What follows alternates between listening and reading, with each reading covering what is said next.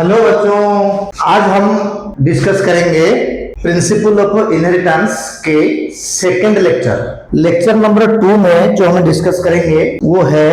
अब बेटे lecture number 2 के जो कंटेंट हम पढ़ेंगे वो कंटेंट जरा इधर देख लेते हैं। टॉपिक में कंटेंट क्या है बेटे?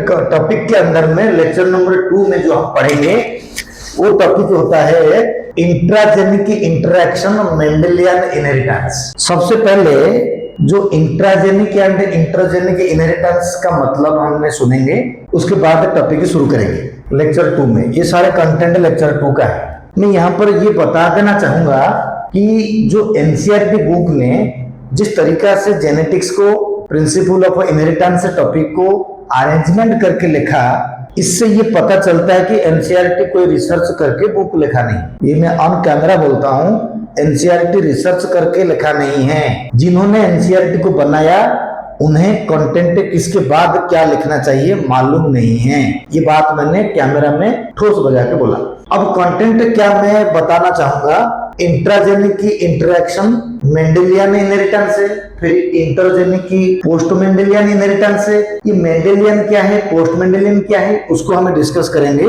मैंने एक डायग्राम बनाया, जिस डायग्राम को मैंने यहाँ पर दिखाऊंगा, फिर टॉपिक को डिस्कस करेंगे। सबसे पहले बच्चा इसको नॉलेज लो, पूरी तरीका से नॉलेज लेने के बाद फिर जाके इस टॉपिक को तुम लोग ठीक से पढ़ पाओगे, अदरवाइज कभी भी नहीं आएगा जेनेटिक्स। देख लो बच्चे, मैंने एक क्रोमोसोम बनाया। ये जो मेरा क्रोमोसोम है, ये क्रोमोसोम मैंने पी प्लांट पाइजम साटाइफॉर्म मटर प्लांट के क्रोमोसोम नंबर 4 है ये। इसके अंदर में मैंने 2 जीन दिखाया। इसके अंदर में हमने 2 जीन दिखाया, एक नंबर जीन ये है, एक जीन ये है। तो जो 2 जीन दिखाया मैंने, जीन 1 और जीन 2, तो एक जीन में जनरली 2 प्रकार के एलील होते हैं। तो एक जीन इधर से है, this is 1 gene and 1 gene has 2 allele. मैं एक छोटा सा एग्जांपल देता हूं, मान लीजिए हाइट अगर एक जीन है तो उसका 2 एलील, एक बड़ा एक छोटा, यानी एक टॉल और एक ड्वार्फ, ये दोनों एलील होते हैं। हर कैरेक्टर का 2 सब कैरेक्टर होते हैं, सब कैरेक्टर को एलील कहते हैं, बाद में पढ़ेंगे। अभी 2 जीन जो होता है, अगर एक जीन का 2 एलील के बीच में इंटरेक्शन होगा तो उससे बोलेंगे इंट्राजेनिक इंटरेक्शन। एक जीन 2 एलील के बीच में इंटरेक्शन होगा, उससे बोलेंगे इंट्राजेनिक इंटरेक्शन। और उसका दूसरा नाम होता है इंटर एलीलिक इंटरेक्शन। मतलब ये जो इंट्राजेनिक इंटरेक्शन होता है, इंट्राजेनिक इंटरेक्शन होता है, इसको हमें ये बोल सकते हैं इंटर एलीलिक। मतलब इंटर एलीलिक 2 एलील बट एक जीन में होते हैं। तो क्या होता है ये इंट्राजेनिक का मतलब एक जीन, इंट्राजेनिक मतलब एक जीन के अंदर में 2 एलील। तो ये जो इंट्राजेनिक इंटरेक्शन 2 प्रकार के होंगे, या तो मेंडेलियन पैटर्न में इनहेरिट करेगा या तो पोस्ट मेंडेलियन, मेंडल के बाद जो होता है, जो मेंडल का फिनोटाइपिक या जीनोटाइपिक रेशियो को नहीं मानता है, दूसरे तरीके से करता है इनहेरिटेंस से, वो पैटर्न को बोलते हैं पोस्ट मेंडेलियन इनहेरिटेंस। तो पहले जो मेरा लेक्चर नंबर 2 है वो है इधर। लेक्चर नंबर 2 जो है वो है इधर, देख लो बच्चे। लेक्चर नंबर 2 ये है, कहां पर है ना, ये वाला L2 लिखा लेक्चर नंबर 2। ये मेंडेलियन इनहेरिटेंस के अंडर में आता है। यानी जो मैं लेक्चर नंबर 2 में पढ़ाऊंगा अभी, तो ये वाला पार्ट ही पढ़ाऊंगा, सिर्फ इतना है। मेरा मतलब थोड़ा समझ लो कि इंट्राजेनिक के अंदर में मेंडेलियन पोस्ट मेंडेलियन हम देख लेंगे अभी। फिर इंटरजेनिक इंटरेक्शन का मतलब क्या होता है कि अगर 2 जीन के बीच में इंटरेक्शन होगा, एक जीन इधर है एक जीन इधर है, 2 जीन के बीच में इंटरेक्शन होगा तो उससे बोलेंगे इंटरजेनिक इंटरेक्शन। जैसे 2 फैमिली का इंटरेक्शन इंटर फैमिलियर, एक ही फैमिली में 2 बंदे के बीच में इंटरेक्शन तो intra familiar. Like this intragenic and intergenic. ये इंट्राजेनिक एंड इंटरजेनिक इंटरेक्शन के अंडर में किसके अंडर में क्या टॉपिक है, ये अभी तक एनसीईआरटी को मालूम नहीं है। वीडियो तो रहेगा यूट्यूब में। अब एनसीईआरटी वालों में देखो कि आपको मैं कह रहा हूं कि मालूम नहीं है। भाई साहब, प्लियोट्रोपिक जीन को लेके एनसीईआरटी लिंकेज क्रॉसिंग ओवर के बाद में लिख रखा है, पॉलीजेनिक इनहेरिटेंस को लिंकेज क्रॉसिंग ओवर के बाद में डिस्कस कर रखा है। तो ये कोई छोटी गलती नहीं है, ये बड़ी गलती है। इससे पता चलता है कि एनसीईआरटी वालों को कंटेंट जोड़ना आता नहीं है। कहानी टॉपिक मैंने ये बता रहा हूं, देखो इसी क्रोमोसोम के अंदर में 5 लेक्चर होगा, 5 लेक्चर जेनेटिक्स का बेसिक ही कॉन्सेप्ट इसके अंदर में रह जाएगा। मेरा एक लेक्चर इधर है, लेक्चर 2 यहां तक पढ़ाऊंगा, मैं बताऊंगा अभी क्या है। तो दो जीन के बीच में इंटरेक्शन को बोलते हैं इंटरजेनिक इंटरेक्शन। अब ये इंटरजेनिक के अंदर में Mendelian and post Mendelian, post Mendelian में बता दूंगा क्या क्या है, कहानी है। एक लाइन में अगर बोलेंगे, एक जीन के अंदर में जो एलील होते हैं उसमें जो इंटरेक्शन होगा उसको बोलेंगे इंट्राजेनिक इंटरेक्शन, उसमें Mendelian inheritance, post Mendelian inheritance.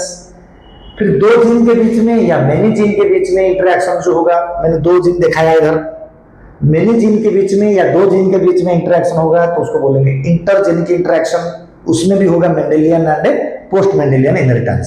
जैसे ये मेंडेलियन, ये पोस्ट मेंडेलियन, 2 जीन के बीच में इंटरेक्शन हो रहा है। तो ये लेक्चर 4, ये लेक्चर 5। इंट्राजेनिक में 2 लेक्चर, इंटरजेनिक में 2 लेक्चर। अब हम पहले पढ़ेंगे इंट्राजेनिक का मेंडेलियन इनहेरिटेंस। बेटा इंट्राजेनिक का जो मेंडेलियन इनहेरिटेंस होता है, ये मेरा लेक्चर नंबर 2, यही है मेरा टॉपिक है। इसको अगर हम देखेंगे, ये टॉपिक देख लो कि लेक्चर 2 के अंदर में, लेक्चर नंबर 2 के अंदर में हमारा आ गया intragenic interaction Mendelian inheritance. Post Mendelian पढ़ेंगे लेक्चर 3 में। तो मेंडेलियन इनहेरिटेंस के अंदर में जब हम पढ़ेंगे, मेंडेलियन इनहेरिटेंस में पढ़ेंगे कि इंट्राजेनिक इनहेरिटेंस है, इसमें कंटेंट क्या क्या है। पहला कंटेंट अगर हम देखेंगे इसके अंदर में, पहला कंटेंट का नाम होता है इसके अंदर में जोसेफ कोलरिटर एक्सपेरिमेंट। बेटा मेंडल तो फादर ऑफ जेनेटिक्स का अवार्ड ले लिया, लेकिन रियल हीरो उससे 100 साल पहले, ग्रिगोर जोहान मेंडल के 100 साल पहले ये जो साइंटिस्ट ही नाम है जोसेफ कोलरिटर एक्सपेरिमेंट। उनको अगर थोड़ा देखना है, जोसेफ कोलरिटर को अगर हमने देखेंगे तो ये हमें देख सकते हैं, देख लीजिए जोसेफ कोलरिटर कौन है, पहले पढ़ेंगे। लेक्चर 2 का पहला पार्ट है जोसेफ कोलरिटर। ये साइंटिस्ट है जोसेफ कोलरिटर, ये जर्मन बॉटनिस्ट है। ये एक्चुअली जो जर्मन बॉटनिस्ट है 1733 में पैदा हुआ था एंड 1806 में मर गया। यानी इनका जो इसी लाइफ स्पान के बीच में इन्होंने 1759 में टोबैको प्लांट के बारे में एक्सपेरिमेंट करा था। किसने? Joseph Kolreuter experiment. पहले मैं ये टॉपिक पढ़ा रहा हूं, जोसेफ कोलरिटर एक्सपेरिमेंट के ये टॉपिक हम पढ़ रहे हैं। देख लो, जोसेफ कोलरिटर एक्सपेरिमेंट है, बड़ा कर देता हूं मैं। जोसेफ कोलरिटर एक्सपेरिमेंट है, ये वाला टॉपिक है, पहले पढ़ रहे हैं हमने जोसेफ कोलरिटर एक्सपेरिमेंट का, ये टॉपिक हम पढ़ रहे हैं। बेटा ये जोसेफ कोलरिटर है, ये एक जर्मन बॉटनिस्ट होता है। He is a German botanist. He conducted experiment on tobacco plant and he properly described the hybridization of a plant. He also mentioned the plant fertilization. He also described the reciprocal cross between the two plants. How reciprocal cross will be occur, हम discuss करेंगे। Even Joseph कोलरिटर जो थे, उन्होंने पहले बार ये बताया था कि जो प्रोजेनी होता है वो दोनों पेरेंट के कैरेक्टर को लेके आता है। तो जो प्रोजेनी होता है, ऑफस्प्रिंग होता है, वो या तो पेरेंट का कोई किसी एक पेरेंट जैसा दिखेगा या दोनों पेरेंट जैसा इंटरमीडिएट टाइप में दिखेगा। यानी according to Joseph Kolreuter, the progeny arised from the two parents may be similar to the one parent or both parent or intermediate between the two parents। ये बात तो कोलरिटर ने कहा था, ठीक है, सही है, बिल्कुल परफेक्ट है, मेंडल से 100 साल पहले बोला था। तो दूसरी बात ये है, जोसेफ कोलरिटर रेसिप्रोकल क्रॉस का डिस्कवर करा था, उन्होंने रेसिप्रोकल क्रॉस का एक्सपेरिमेंट करा था। तीसरा बात यह है कि जोसेफ कोलरिटर पहला साइंटिस्ट है जो डिस्कस करा था कि प्लांट, टोबैको प्लांट में प्लांट हाइब्रिडाइजेशन करके, हाइब्रिडाइजेशन टेक्नोलॉजी उन्होंने शुरुआत करा था टोबैको प्लांट में।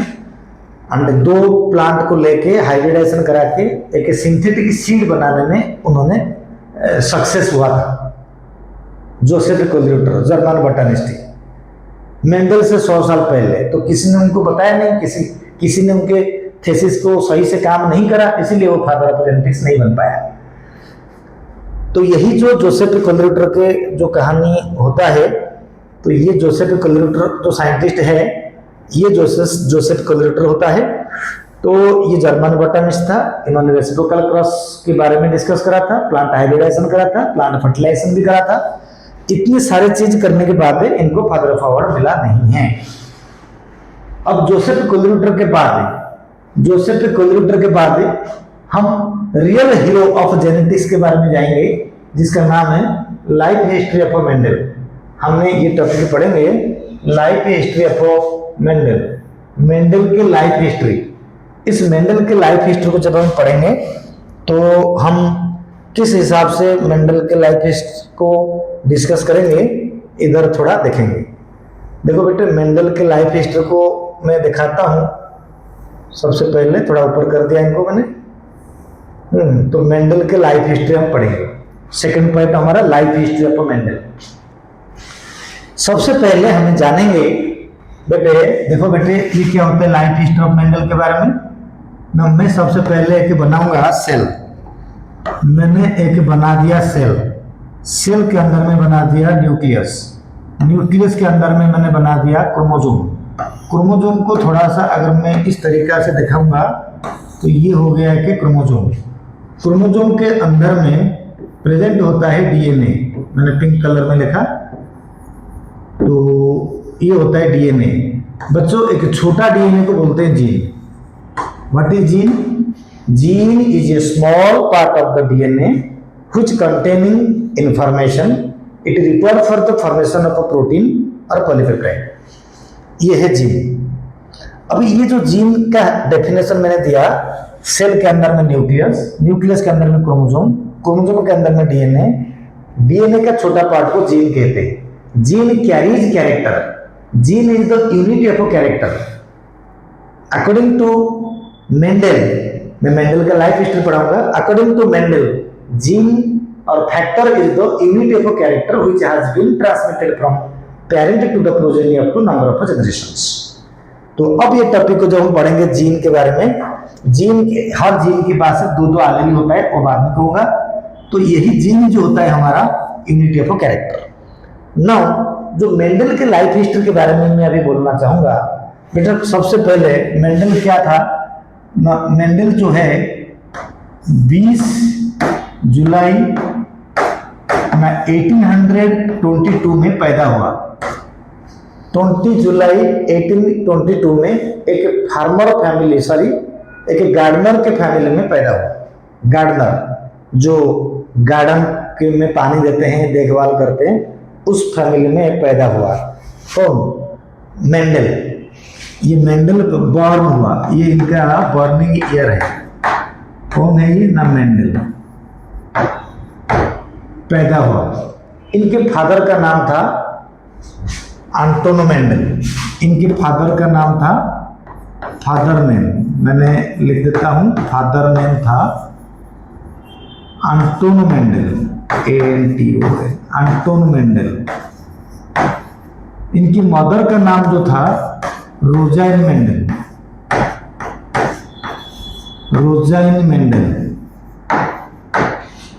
फादर मदर नाम जरूरी था। ये हो गया एंटोन एंड रोजाइन मेंडल। 20 जुलाई 1822 को पैदा हुआ था एक गार्डनर फैमिली में। जब इनको 21 इयर्स हुआ, 21 साल, अब 22 में 21 जोड़ दोगे यानी 1843 के आसपास, यानी 21 इयर्स ओल्ड में, 21 इयर्स जब हो गया उनको, लगभग 1843 हो गया ईयर में। जब मेंडल को 21 ईयर हुआ, मेंडल का नाम चेंज कर दिया गया। दुनिया में हर जो बड़े बड़े इंसान होता है वो अपना नाम चेंज कर देते हैं। पता नहीं इन्होंने अपना नाम चेंज करा था, खुद नहीं करा था। उनको एक उपाधि मिला था, उनको एक रिवॉर्ड मिला था, एक डेजिग्नेशन मिला था, जिसका नाम था ग्रिगोर, मैं लिख रहा हूं बड़े बड़े करके, ग्रिगोर जोहान मेंडेल। चलो जोहान मेंडेल, ये बात को समझा करो, मैं बोल क्या रहा हूं इसमें से। एक्चुअली मेंडेल का नाम था जोहान मेंडेल, उनका ओरिजिनल नेम क्या है? इनके ओरिजिनल नेम जो था जोहान मेंडेल, मेंडेल का ओरिजिनल नेम जोहान मेंडेल था। लेकिन जब 21 साल हो गया, भाई गार्डनर की फैमिली में पैदा हुआ था, वो भी शुरुआत से ही गार्डन में पानी देना, देखभाल करना, पौधा को देखभाल करना, प्लांट में के ऊपर इंसेक्टिसाइड, पेस्टिसाइड वगैरह छिड़कना, सारे काम करता था। तो जब 21 साल हो गया तो उनको उस गार्डन में आज वॉचमैन रख दिया गया। वॉचमैन जैसे कोई हम मतलब बिल्डिंग को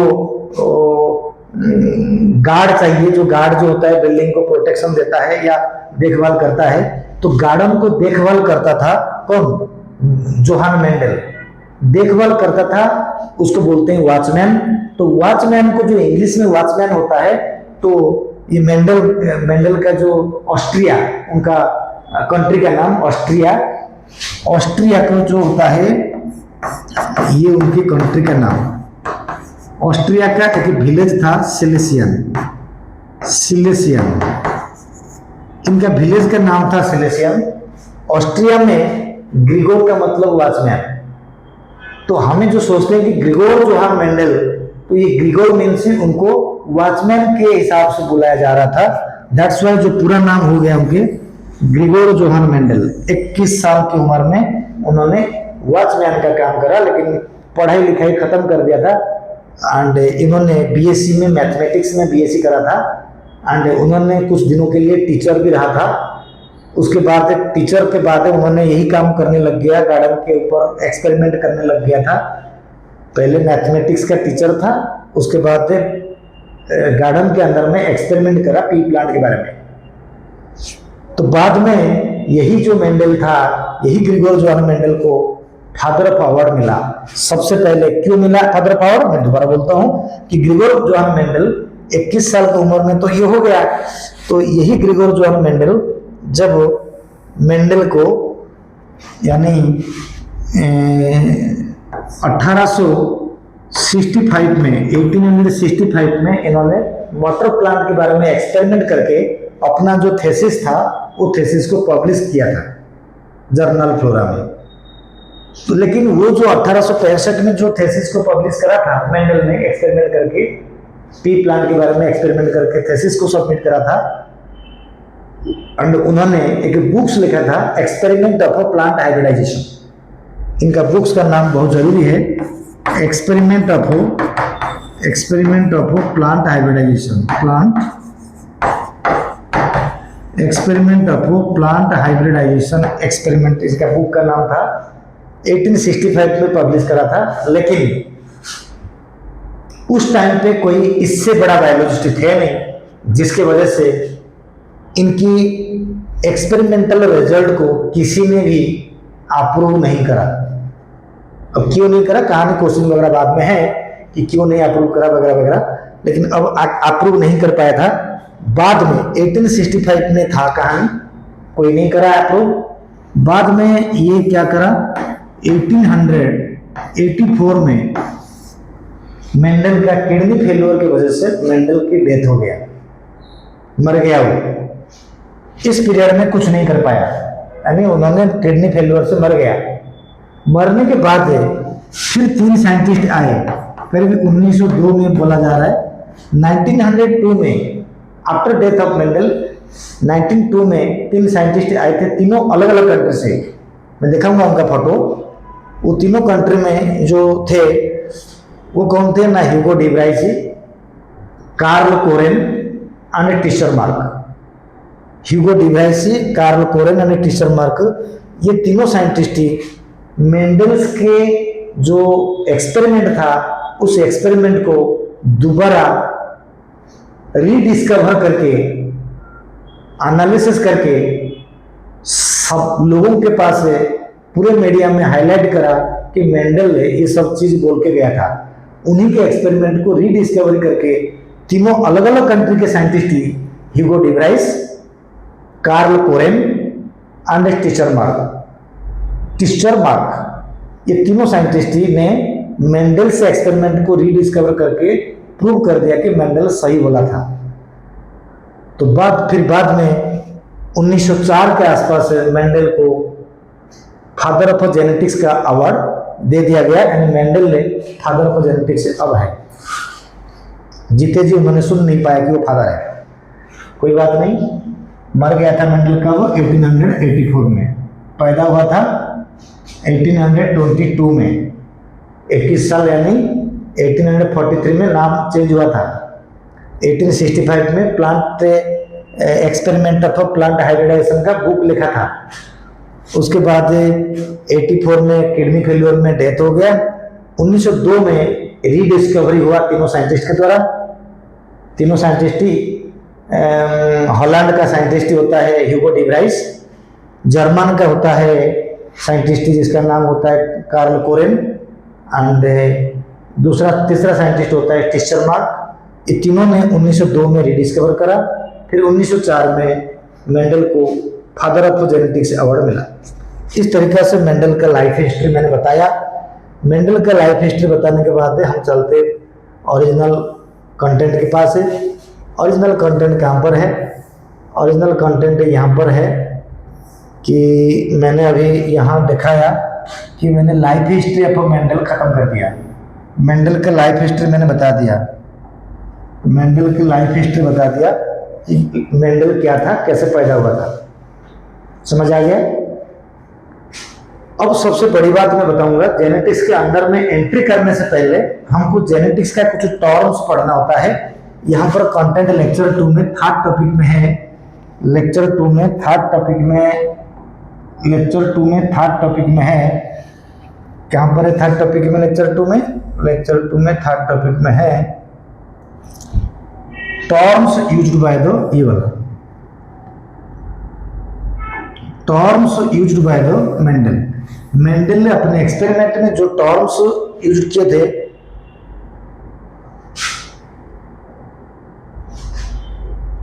अच्छा, मेंडल के ये जो terms used by the Mendel, तो इस मेंडल को हमें डिस्कस करते हैं एक पेज लेके। टर्म क्या क्या यूज किया था, कैसे कैसे टर्म्स यूज किया था मेंडल ने। Terms used by the Mendel, इसको मैं सिर्फ पढ़ाऊंगा। Terms used by Mendel.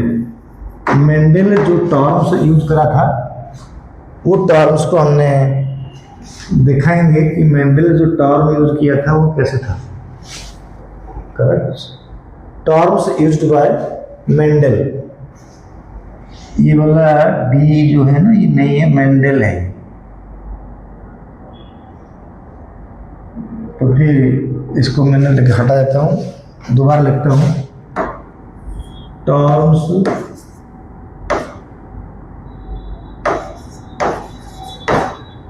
used by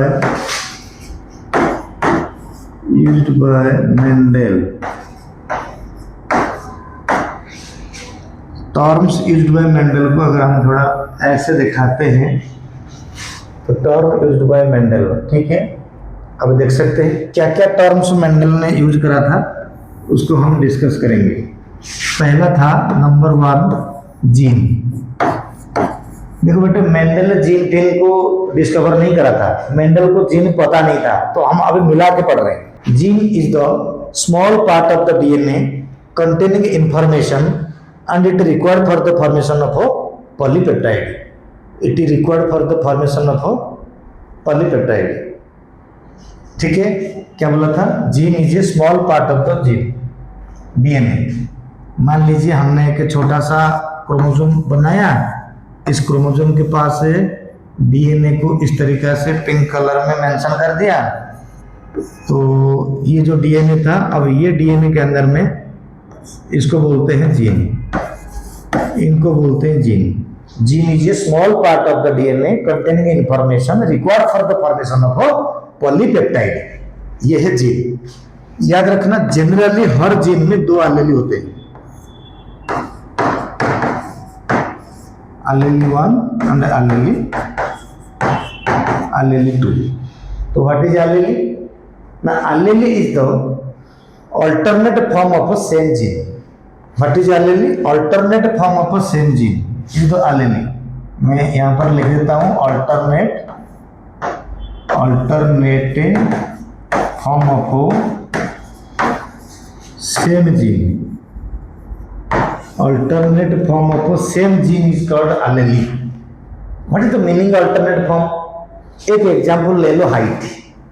height जब वो सोचोगे तुम्हारे मन में आएगा एक टॉल एक ड्वार्फ. तो tall and dwarf are the allele of height. Tall and dwarf are the allele of height. यानी अगर मैंने यहाँ पर लिखूंगा हाइट, अगर मैं हाइट लिखूंगा तो हाइट के साथ क्या हो जाएगा? हाइट के साथ यहां पर होगा, एक होगा टॉल एक होगा ड्वार्फ. तो हाइट में जो एक टॉल होगा एक ड्वार्फ होगा, तो हाइट एक जीन होता है, ये जीन होता है height, and tall and dwarf are the allele of height. समझ में आ गया? यानी हाइट का अल्टरनेट फॉर्म, एक टॉल होगा उसका दूसरा फॉर्म ड्वार्फ होगा. तो हमें जब जीन लिखते हैं allele, ये बड़ा टी होता है डोमिनेंट allele, छोटा टी होता है रिसेसिव allele. अब allele जो होता है मैंने बोला दो प्रकार के हैं, dominant and recessive. Dominant allele expresses their character in both homozygous condition as well as heterozygous condition. यानी बड़ा टी ये होमोजाइगस कंडीशन में भी टॉल है एंड बड़ा टी छोटा टी हेटेरोजाइगस कंडीशन में भी टॉल है.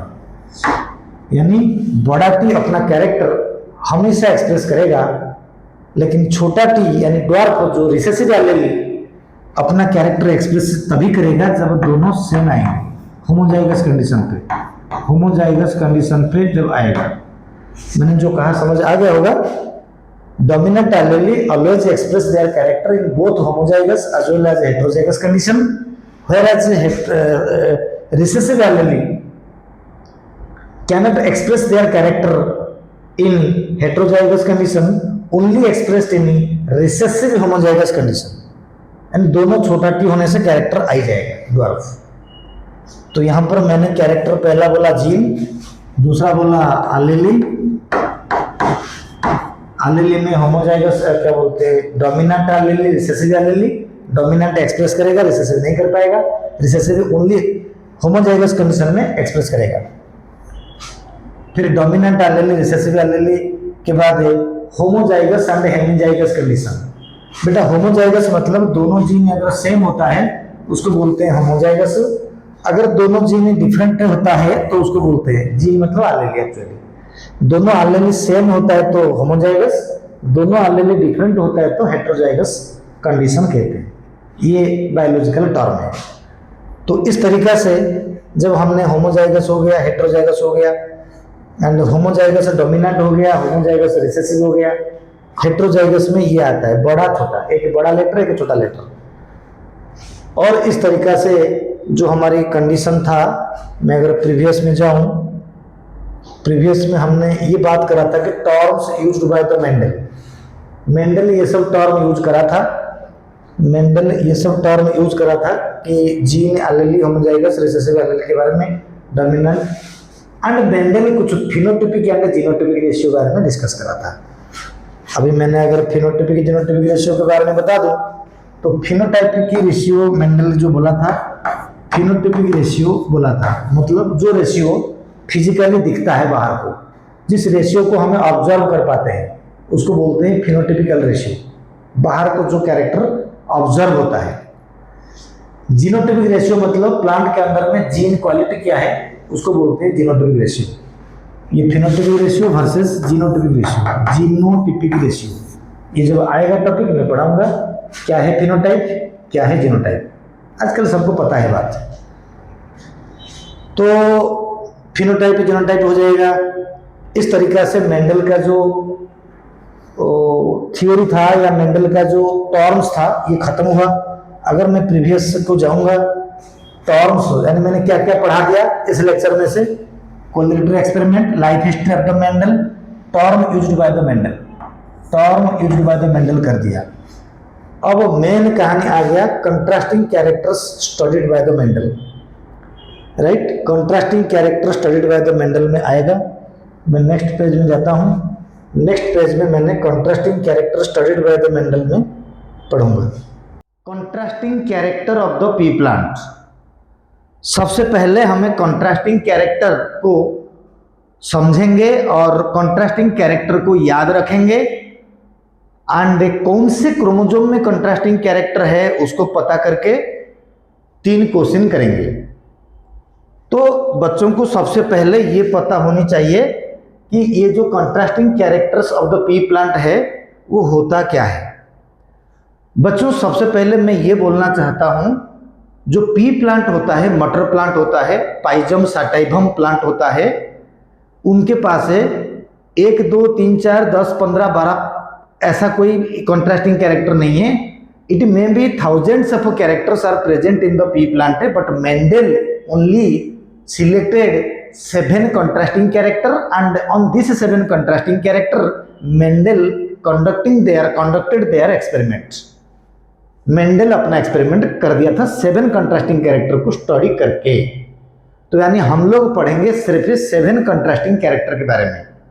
सबको पता है जो पी प्लांट होता है उस पी प्लांट में 14 क्रोमोसोम यानी 7 पेयर ऑफ क्रोमोसोम होता है एंड मेंडल क्या किया था, 7 कंट्रास्टिंग कैरेक्टर को स्टडी किया था।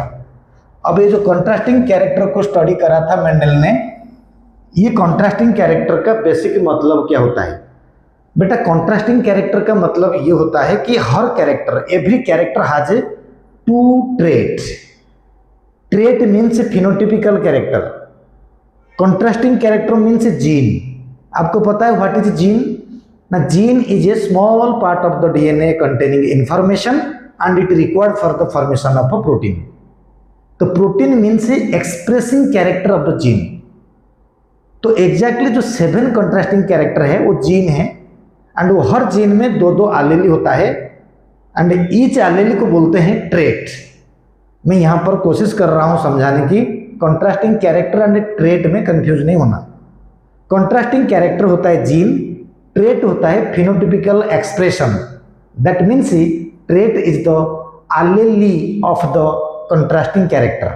यानी जिस तरीका से हर जीन में 2 एलीली होता है, ठीक उसी तरीका से हर कंट्रास्टिंग कैरेक्टर में 2 एलीली होंगे। ईच एलीली जो है वो एक ट्रेट है। मैं इधर से जो बताऊंगा, सबसे पहले हमें कंट्रास्टिंग कैरेक्टर का नंबर 1 लेंगे। नंबर 1 कंट्रास्टिंग कैरेक्टर, देख लो बेटे तरीका क्या होता है, 2 याद रखना, बाकी 5 याद हो जाएगा। सबसे पहले मैं लिखूंगा यहां पर कि height of the plant, height of the plant. तो प्लांट का हाइट जो होता है मटर प्लांट का, वो एक कंट्रास्टिंग कैरेक्टर है। उसके अंदर में 2 ट्रेट होंगे। कैसे ट्रेट होंगे मैंने यहां पर दिखाता हूं। 2 ट्रेट्स इनके पास ट्रेट होगा, एक होगा टॉल, एक होगा ड्वार्फ। तो टॉल एंड ड्वार्फ जो होता है वो ट्रेट है। Tall controlled by the capital allele and dwarf is controlled by the small T, that is called small the different allele, मतलब small T, alternate form of same gene is called allele. अब हमें दूसरा के पास जाते हैं। Second क्या होता है? सेकंड होता है position of a flower. Second होता है पोजीशन ऑफ अ फ्लावर। ये भी एक कंट्रास्टिंग कैरेक्टर है। जो पोजीशन ऑफ अ फ्लावर होता है, इसके पास 2 ट्रेट होंगे। पोजीशन का होता है axial position, axial position of a flower, axial position, और एक होता है terminal position. Terminal position, terminal position of the flower. हो गया हमारा 2 कंट्रास्टिंग कैरेक्टर हो गया। अब तीसरा कंट्रास्टिंग कैरेक्टर क्या हो जाएगा? थर्ड कंट्रास्टिंग कैरेक्टर क्या हो जाएगा? ध्यान रखना, मैं लूंगा। अब पहले ये 2 याद रखो, बाकी 5 याद हो गया समझ लो। बाकी 5 कैसे ना? 3 कलर 2 शेप, 3 कलर 2 शेप। कैसे हो जाएगा देखेंगे। कलर 3 है, अब हम कहेंगे colour of the, colour of a flower. Colour of the flower. बेटा कलर ऑफ द फ्लावर में दो प्रकार के ट्रेट होंगे। दो प्रकार का ट्रेट क्या होता है, एक होगा वायोलेट फ्लावर, वायोलेट फ्लावर, दूसरा हो जाएगा white flower, violet flower and white flower. तो अगर थोड़ा सा जगह कम है मैंने ऊपर लेता हूं, तो violet flower and white flower के लिए ये हुआ। अब देखो 4 नंबर में कंट्रास्टिंग कैरेक्टर में ये भी कलर होगा, कलर ऑफ सीड। पहले सीड बाद में पॉड, इसी तरीका से याद रखना, पहले सीड बाद में pod. Colour of the seed जो होता है ये भी दो प्रकार के होंगे। सीड के कलर में येलो आएगा, येलो सीड आएंगे, दूसरा आएगा green seed. Colour of the seed में येलो एंड ग्रीन, सीड में yellow seed and green seed. 5 number character में हमें क्या लिखेंगे, ये भी कलर होगा क्योंकि कलर 3 है। कलर ऑफ पॉड, पॉड में इसके उल्टा रहेगा, green pod, green pod and colour में आ जाएगा फिर येलो, येलो पॉड। इसमें येलो रिसेसिव है पॉड में। अब हमें थोड़ा सा और ऊपर लेंगे और दो जो होता है हमें देख लेंगे। इधर देखेंगे 5 नंबर के बाद आता है हमारे पास है 6 नंबर। बेटा 6 नंबर में आ जाएगा शेप। शेप ऑफ हो, पहले क्या लेंगे, सीड लेंगे। शेप ऑफ सीड से इसमें से मैं दो प्रकार में डिवाइड करूंगा। शेप को दो लेंगे, शेप ऑफ सीड। एक होता है राउंड सीड, एक होता है wrinkled seed. Round seed and wrinkled seed. And last में तो हम देंगे 7 नंबर कंट्रास्टिंग कैरेक्टर जो होगा शेप ऑफ पॉड। जो पॉड का शेप होगा, पॉड के शेप में हमें क्या लिखेंगे इसके अंदर में, शेप ऑफ द पॉड यानी इन्फ्लेटेड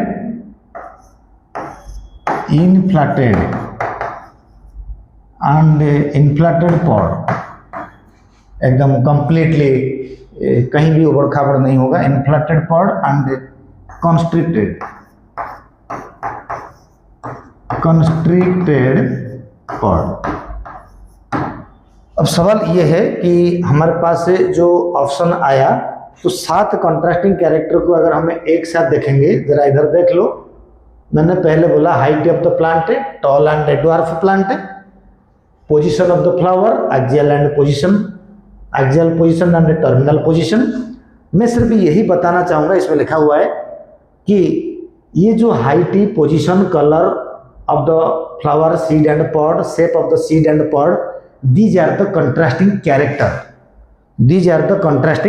characters and जो हर कैरेक्टर में दो सब कैरेक्टर्स आएंगे, these are called trait। ये समझ में आ गया होगा कैरेक्टर ट्रेट क्या है, सबका प्रॉब्लम हुआ होगा। अगर कोई टीचर भी देखेगा वो भी समझेगा। तो ट्रेट मतलब ये कैरेक्टर, ये होता है ट्रेट। अब हम कहेंगे मोस्ट इंपोर्टेंट, जो मैं इस पेज के बाद क्वेश्चन करने वाला हूं, तो ये जो मेंडल के पास है जो कंट्रास्टिंग कैरेक्टर है, वो पी प्लांट का कौन सा क्रोमोसोम में वो कंट्रास्टिंग कैरेक्टर है, कौन सा क्रोमोसोम में है ना। देखो सबसे पहले ये कोड वर्ड यूज करोगे, 44,11,000 या इंग्लिश में कहोगे तो 44,11,574। इसको याद रखना। रिपीट करता हूं, 44,11,574। मान लीजिए इस बात को मैं थोड़ा इधर लिखूंगा। मैंने लिखा 44,11,574। ये है, मैंने एक कोड वर्ड बनाया। तो कौन सा है आपका सीरियल नंबर, ऐसे ही लिखना। सीरियल ऐसे लिखोगे तो यहाँ अगर हमें देखेंगे, इधर देखो, अगर मैं इनको अगर हमें बढ़ाएंगे, देखो हाइट ऑफ द प्लांट के अंदर में इसमें आएगा क्रोमोसोम नंबर, मैं थोड़ा चेंज कर देता हूँ, इसमें क्रोमोसोम नंबर आ जाएगा, क्रोमोसोम नंबर आ जाएगा,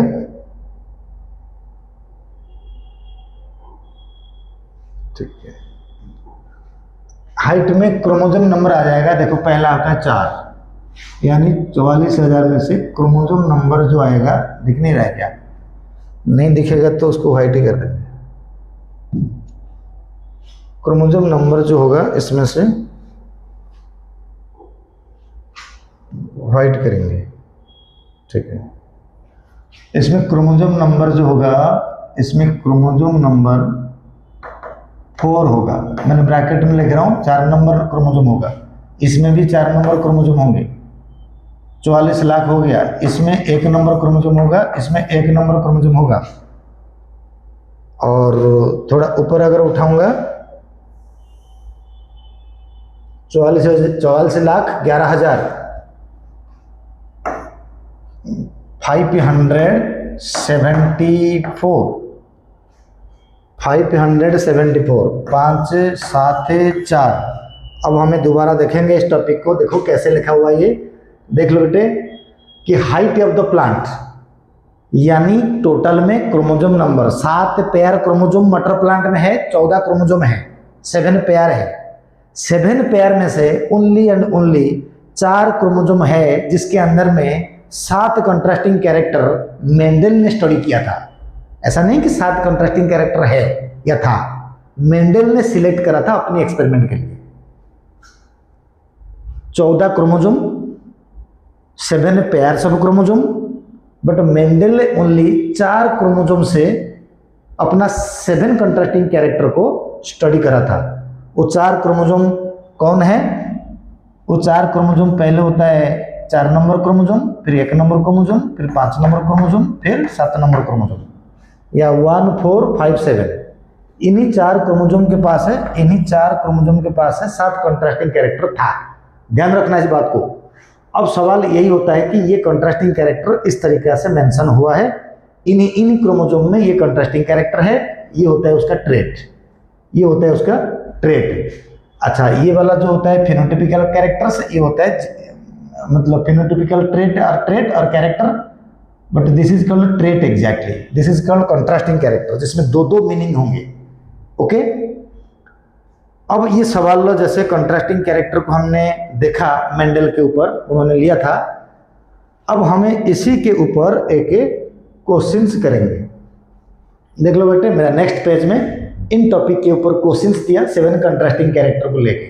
पहला क्वेश्चंस देखो, gene controlling 7p characters studied by the Mendel are known to be located on the how many different chromosome.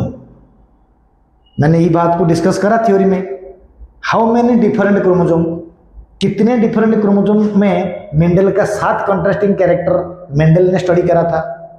पहला तो 1 नंबर क्रोमोसोम में है, दूसरा 4 नंबर क्रोमोसोम में है अपना कंट्रास्टिंग कैरेक्टर, फिर उन्होंने 5 नंबर क्रोमोसोम से भी कंट्रास्टिंग कैरेक्टर लिया था, और 7 नंबर क्रोमोसोम से भी कंट्रास्टिंग कैरेक्टर लिया था। तो टोटल क्रोमोसोम कितने हुए? 4 हुए।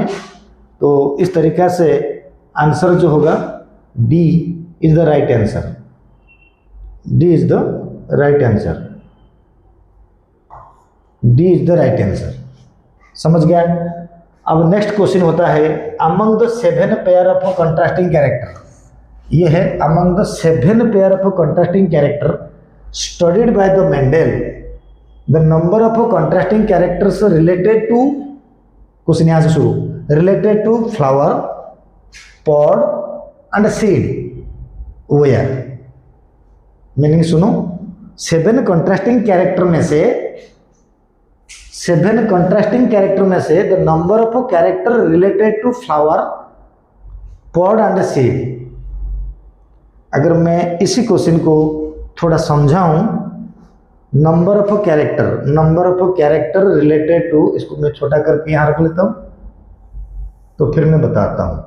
देखो क्वेश्चन था number of character related to flower pod and seed. अगर मैं इस बात को तुम्हें दिखाऊंगा, अगर देखो बेटे फ्लावर का मतलब क्या होता है, फ्लावर में क्या होता है ना, एक होता है फ्लावर में कलर ऑफ अ फ्लावर। देखो ये कंट्रास्टिंग कैरेक्टर नहीं है, कंट्रास्टिंग कैरेक्टर ये है कलर ऑफ अ फ्लावर। उसमें जो आएगा देखो ये तो होता है नॉर्मल, मतलब फ्लावर के बारे में बोला गया। फ्लावर में उन्होंने कलर ऑफ द फ्लावर के बारे में लिया था and position of a flower के बारे में लिया था। पोजीशन ऑफ अ फ्लावर के बारे में उसने क्वेश्चन से बनाया था। यानी ये दोनों कंट्रास्टिंग कैरेक्टर अभी हमने पढ़े थे, ये दोनों कंट्रास्टिंग कैरेक्टर्स के बारे में।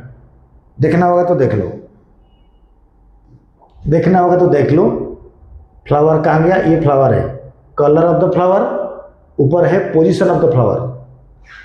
ठीक है, तो हमें अब नेक्स्ट पेज के आगे, तो फ्लावर के पास से दो आता है कंट्रास्टिंग कैरेक्टर, और क्या था पॉड के बारे में कितना कैरेक्टर था बेटे, पॉड के बारे में था शेप ऑफ पॉड कैरेक्टर था कंट्रास्टिंग कैरेक्टर।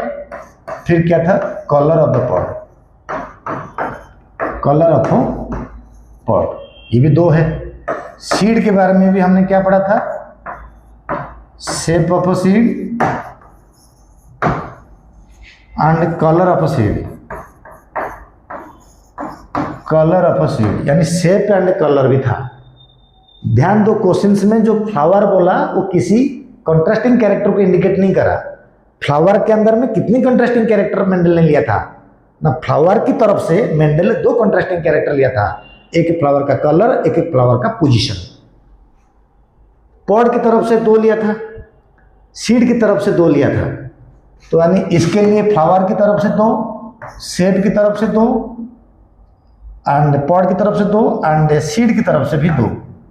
तो जब हमें इस क्वेश्चन को देखेंगे बड़ा करके, अब इस क्वेश्चन के अंदर में हमारे पास क्या रह गया देख लो, दो, यानी ए इज द, कहाँ चला गया, यानी ए इज द राइट आंसर। देख लो ए हमारा राइट आंसर है, ए इज द राइट आंसर। अब हम थर्ड क्वेश्चन को जाएंगे। थर्ड क्वेश्चन से क्या है, ये भी बड़ा इंटरेस्टिंग क्वेश्चन है। थर्ड क्वेश्चन से होता है देख लेते हैं थर्ड क्वेश्चन क्या है बेटा। थर्ड क्वेश्चन होता है with respect to experiment conducted by the Mendel, how many can classified as a trait of a character. बहुत इंटरेस्टिंग है, ऐसे नॉर्मली छोटे मोटे टीचर से नहीं होगा ये क्वेश्चन से। How many can classified as a trait of a character. I have already discussed that what is a character and what is a trait. बेटा कैरेक्टर मीन्स 7 कंट्रास्टिंग कैरेक्टर। वैसे तो शेक्सपियर ने कहा था कि character means what we really are, it means our gene.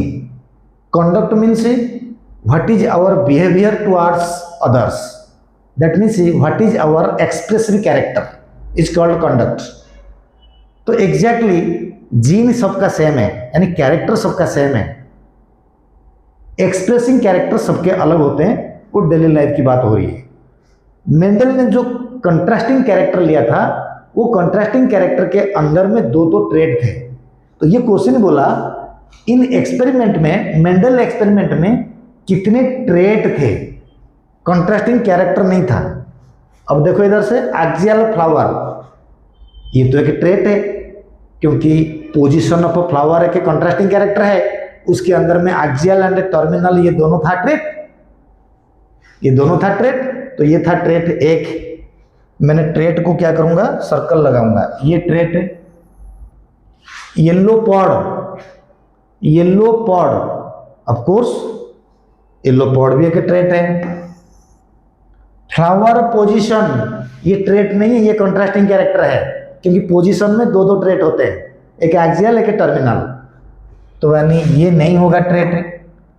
Terminal flowers होगा, ये एक ट्रेट होगा। 2 रिंकल्ड सीड, बिल्कुल shape contracting character and round and wrinkled दोनों ट्रेट है, तो ये भी होगा। टॉल प्लांट है, बिल्कुल होगा। Height is a contracting character, tall and dwarf are the trait, तो these are the tall plant है। ओके, व्हाइट फ्लावर बिल्कुल होगा। Colour of the flower contrasting character, white and violet are the traits, ये भी होंगे। Last में आ गया सीड शेप है। सीड शेप क्या होता है ना, ये कॉन्ट्रास्टिंग कैरेक्टर है, ये ट्रेट नहीं है, क्योंकि सीड शेप के अंदर में राउंड एंड रिंकल्ड दोनों आता है, तो ये वाला चीज नहीं होगा, ये वाला नहीं होता। यानी फ्लावर पोजीशन सीड शेप है, दिख नहीं रहेगा तो बड़ा कर देता हूं। तो ये जो होता है कैरेक्टर देख लो, इनमें सीड शेप है, टर्मिनल फ्लावर जो था वो था, flower position and seed shape है, ये दोनों कंट्रास्टिंग कैरेक्टर है, ये नहीं है आपका ट्रेट नहीं है। यानी क्वेश्चन बोला कि कितने ट्रेट है इन बॉक्स के अंदर में, कितने ट्रेट है, तो गिन लेंगे 1 2 3 4 5 6। तो जब हम इसको इधर जाएंगे तो A option is correct answer, that is 6। तो इस तरीके से मैंने मेंडल का 7 कंट्रास्टिंग कैरेक्टर को डिस्कस करा, बढ़िया से करा, कहीं से कुछ प्रॉब्लम फ्यूचर में किसी को भी नहीं होगा, ये गारंटी है मेरी।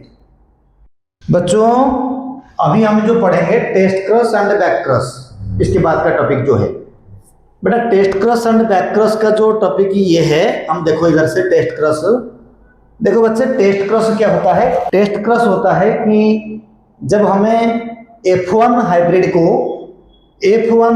को लेके रिसेसिव पेरेंट के साथ क्रॉस करवा देंगे तो उस क्रॉस का नाम होगा टेस्ट क्रॉस, लिखा हुआ है, उसका नाम होगा टेस्ट क्रॉस। टेस्ट क्रॉस हम इसलिए करते हैं ताकि F1 का जो जाइगोसिटी होता है पता लगाएंगे कि वो हेट्रोजाइगस टॉल है या होमोजाइगस टॉल है, या हेट्रोजाइगस एनी अदर कैरेक्टर है या होमोजाइगस कैरेक्टर है।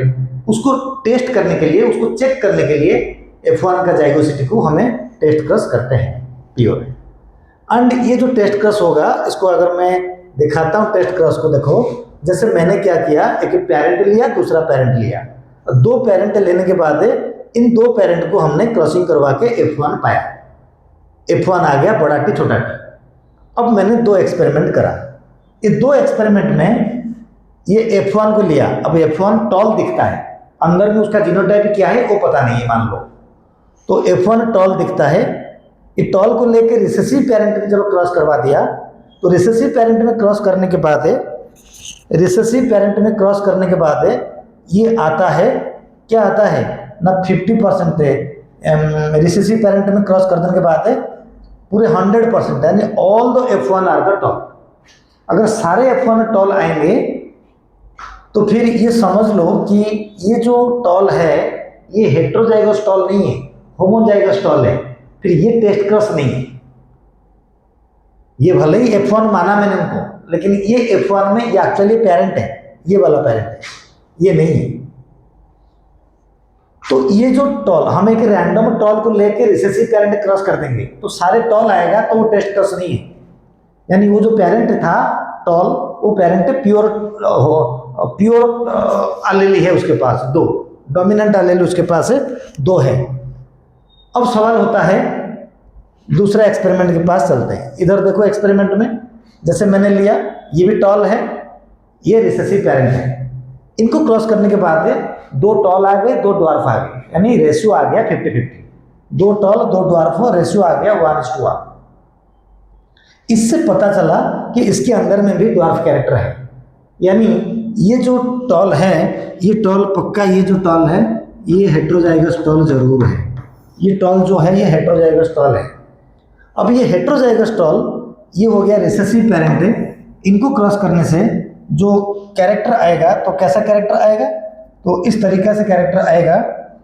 मान लीजिए हमने देखेंगे बड़ा टी छोटा टी क्रॉसिंग हुई थी, छोटा टी, एक टेस्ट क्रॉस होगा, इससे जो पेरेंट आएंगे बड़ा टी छोटा टी, बड़ा टी छोटा टी, दोनों छोटा टी, फिर ये भी आ जाएगा छोटा टी। अब ये आ जाएंगे ड्वार्फ, ये आ जाएंगे टॉल। तो ये आधा टॉल आएंगे आधा ड्वार्फ आएंगे, तो इससे बोलेंगे टेस्ट क्रॉस। और टेस्ट क्रॉस हमें सिर्फ F1 का जीनोटाइप को पता करने के लिए करते हैं। अगर 50-50% आ रहा है तो समझ लो कि जो F1 है वो हेटेरोजाइगस है। अब सवाल आता है बैक क्रॉस। बच्चे बैक क्रॉस क्या होता है? जो बैक क्रॉस होता है, what is the meaning of a back cross? ना F1 is crossed with any one of the parents. F1 is crossed with any one of the parent. This is called a back cross. इसका मतलब यही है कि जो back cross है उसके under में दो प्रकार का क्रॉस होगा। एक F1 को लेके हमें होमोजाइगस से डोमिनेंट में क्रॉस करवाएंगे, एक F1 को लेके हमें होमोजाइगस से रिसेसिव में क्रॉस करवाएंगे। तो बैक क्रॉस का मतलब दोनों तरफ का क्रॉस होगा, एनी पेरेंट के साथ क्रॉस करना है। तो जब हमें होमोजाइगस से डोमिनेंट में क्रॉस करेंगे, सारे प्लांट टॉल आएगा, यानी प्योर लाइन ही प्रोड्यूस हो जाएगा, यानी प्रोडक्टिविटी बढ़ेगा। जब F1 को लेके हमें रिसेसिव पेरेंट में क्रॉस करवाएंगे, इसको हमें टेस्ट क्रॉस कहेंगे। इसका मतलब ये है सारे टेस्ट क्रॉस बैक क्रॉस है, बट सारे बैक क्रॉस टेस्ट क्रॉस नहीं है, ये मतलब है। सारे टेस्ट क्रॉस बैक क्रॉस है, सारे बैक क्रॉस टेस्ट क्रॉस नहीं है, क्योंकि बैक क्रॉस में दोनों आता है। होमोजाइगस से डोमिनेंट जीन को क्रॉस करवा देंगे, होमोजाइगस से रिसेसिव जीन को भी क्रॉस करवा देंगे, यानी पेरेंट को क्रॉस करवा देंगे। तो ये हो गया बैक क्रॉस। बैक क्रॉस क्यों करते हैं? बैक क्रॉस इसलिए करते हैं, टेस्ट क्रॉस करते हैं 50% टॉल 50% ड्वार्फ आ जाएगा, ये टेस्ट क्रॉस है। तो हमें बैक क्रॉस इसलिए करते हैं कि प्योर लाइन पाने के लिए एंड प्रोडक्टिविटी बढ़ाने के लिए। टेस्ट क्रॉस करते हैं कि F1 का जाइगोसिटी को पता करने के लिए। ओके, अब हमें डिस्कस करेंगे, किस टॉपिक को डिस्कस करेंगे अभी? Reciprocal cross. बेटा रेसिप्रोकल क्रॉस वो होता है जिस क्रॉस में फर्स्ट जनरेशन में, फर्स्ट एक्सपेरिमेंट में जो कैरेक्टर मेल में होता है, मेल पार्टनर में होता है, दूसरा एक्सपेरिमेंट में वही कैरेक्टर फीमेल पार्टनर में आ जाएगा। यानी in the different experiment sex of the parent will be changed. This is called reciprocal cross. And reciprocal cross was discovered by Joseph Kolreuter. Joseph Kolreuter discovered reciprocal cross. And reciprocal cross does not affect the karyo gene, यानी main nuclear gene के ऊपर affect नहीं करता। It strictly affect on the cytoplasmic inheritance. Cytoplasmic inheritance के लिए ये अपना असर डालता है। रेसिप्रोकल क्रॉस को जोसेफ कोलेरूटर डिस्कवर करा था। इसका मीनिंग था कि रेसिप्रोकल क्रॉस के द्वारा जब पेरेंट का सेक्स चेंज कर देंगे दूसरे जनरेशन में, character with respect to sex जब चेंज होगा पेरेंट के, तो इनहेरिटेंस पैटर्न में फर्क पड़ेगा। यानी सेक्स लिंक्ड इनहेरिटेंस को स्टडी करने के लिए पेरेंटल सेक्स को चेंज करके एक्सपेरिमेंट करना पड़ता है, उसको बोलते हैं रेसिप्रोकल क्रॉस। इसको जोसेफ कोलेरूटर ने दिया था। एंड लास्ट टॉपिक ही जो इसमें से होगा रेसिप्रोकल क्रॉस में, क्वालिटेटिव इनहेरिटेंस। अब जो टॉपिक आएगा क्वालिटेटिव इनहेरिटेंस। बेटा क्वालिटेटिव इनहेरिटेंस का मतलब होता है first quality of the gene decide the characters of the plant. Quality of the gene decide the character of the plant. Quality of the gene decide. Quality of the gene का मतलब बड़ा T हमेशा toll होगा। तो बड़ा T tall होगा, अगर environment कुछ भी हो जाए तो बड़ा टी अपना कैरेक्टर को बदलेगा नहीं। This is called quality of the gene. And 3 number point होता है इसके अंदर में, क्या होता है? Environmental effect is not influenced. Environment कुछ भी हो जाए, बड़ा टी टॉल होगा, बड़ा टी छोटा टी भी टॉल होगा, छोटा टी ड्वार्फ होगा। इसका मतलब डिस्क्रीट फिनोटाइप इज ऑब्जर्व्ड, यानी जो फिनोटाइप डिस्क्रीट है वो परफेक्ट रहेगा, डिस्क्रीट रहेगा, फिक्स रहेगा। यानी डिस्क्रीट मतलब बड़ा टी छोटा टी हमेशा टॉल रहेंगे, इनको कोई भी ड्वार्फ कर नहीं सकता। Environmental effect not applicable. तीसरा पॉइंट होता है कि discontinuous variation is observed in the qualitative inheritance. Discontinuous variation continuously रहेगा, मतलब एक जनरेशन में सेक्स कैरेक्टर बदल जाएगा, कंप्लीटली बदल जाएगा, फिक्स रहेगा। डिसकंटिन्यूअस वेरिएशन ये रह जाएगा, डिस्क्रीट फिनोटाइप रहेगा। और क्वालिटेटिव मतलब ये मोनोजेनिक होगा। अगर मैं 5 नंबर पॉइंट में जोड़ दूंगा, मोनोजेनिक होगा, मोनोजेनिक ही होगा क्योंकि एक जीन द्वारा इनहेरिट करेगा character. This is qualitative inheritance से मेरा लेक्चर का लास्ट पार्ट है, मतलब लेक्चर 2 का लास्ट पॉइंट है। अब सवाल है कि जो क्वालिटेटिव इनहेरिटेंस है, ये क्वालिटेटिव इनहेरिटेंस एनसीईआरटी में नहीं है। अगर एनसीईआरटी में ये नहीं है तो क्यों नहीं है? एनसीईआरटी तो रिसर्च करा है, national counselling of education, educational research and training. तो कोई रिसर्च हुआ नहीं, ना ही कोई ट्रेनिंग उसमें से चल रही है। एनसीईआरटी बुक को बनाया घटिया तरीका से बनाया गया है, और ये जो क्वांटिटेटिव इनहेरिटेंस रख दिया, क्वालिटेटिव इनहेरिटेंस को रखा ही नहीं एनसीईआरटी। तो यानी टॉपिक ही डिलीट हो रहा है नहीं, यानी सिस्टम जो रैंडम तरीका से रखा गया है एनसीईआरटी के अंदर में। खैर वो बात छोड़ो, ये था क्वालिटेटिव इनहेरिटेंस से। मैंने जो पॉइंट बोला, टॉल मतलब टॉल, एनवायरमेंट इफेक्ट नहीं करेगा ड्वार्फ करने के लिए। Controlled by the single gene, discontinuous variation will be observed, environmental effect is not operated, discrete phenotype होगा, tall tall, dwarf dwarf. Quality of the gene decide the character. इस तरीके से हमारा खत्म हुआ लेक्चर 2 का लास्ट पार्ट।